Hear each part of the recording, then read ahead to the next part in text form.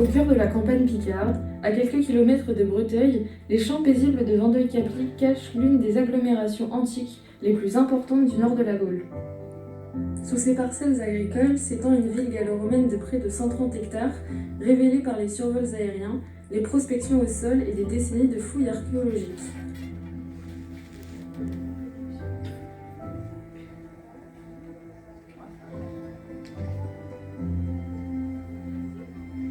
Ici, nous sommes actuellement en plein champ, mais il faut imaginer qu'il y a 2000 ans, il y avait une ville d'environ 130 hectares. Une ville énorme pour l'époque, qui avait des rues, des bâtiments publics, notamment des théâtres, des temples, des boutiques, des habitations et des commerces.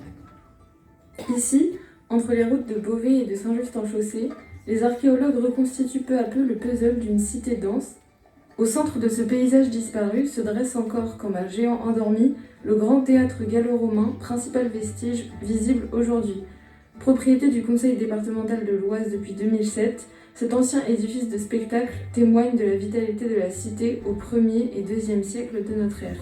Là, le but pour nous, c'est d'essayer de comprendre un petit peu ce qui s'est passé à l'époque, la vie de ses habitants, dans cette ville qui a été construite aux alentours des années 0, tout début de notre ère, mais qui a été abandonnée par ses habitants au début du 6e siècle après Jésus-Christ. C'est une ville qui n'existe plus. Les gens sont partis, mais pour l'instant, on ne sait toujours pas pourquoi. Connu depuis la Renaissance et surnommé autrefois le Pérou des antiquaires pour la richesse de ses vestiges, l'agglomération de Vandeuil-Capli continue de livrer de nouvelles découvertes à chaque saison de fouilles.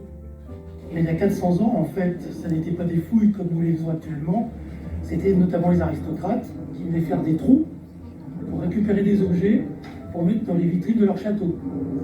Les fouilles telles que nous les faisons ont commencé au 19e siècle et surtout existent depuis les années 1950. Et depuis, en gros, 1950, chaque année ou presque, nous venons sur l'ancienne ville de Vandeuil-Capli, la ville antique, pour en fouiller quelques centaines de mètres carrés. Alors pourquoi uniquement quelques centaines de mètres carrés? Parce que c'est un chantier école. C'est-à-dire que les gens qui fouillent actuellement sont pour la plupart des étudiants qui apprennent le métier d'archéologue. Pour certains d'entre eux en tout cas, devenir archéologue professionnel. Là, il commence déjà à être un peu moins. moins. Pour le Bretagne. C'est tout à fait ça. On voit que c'est quand même encore un petit peu long. Ça, c'est produit dans les ateliers du centre de la France. Ça a bougé quoi. C'est caractéristique. Pour l'instant, c'est correct. Ouais. On est au 3e. Sur le terrain, les archéologues ouvrent des tranchées sur des parcelles soigneusement choisies, à quelques centaines de mètres seulement du grand théâtre.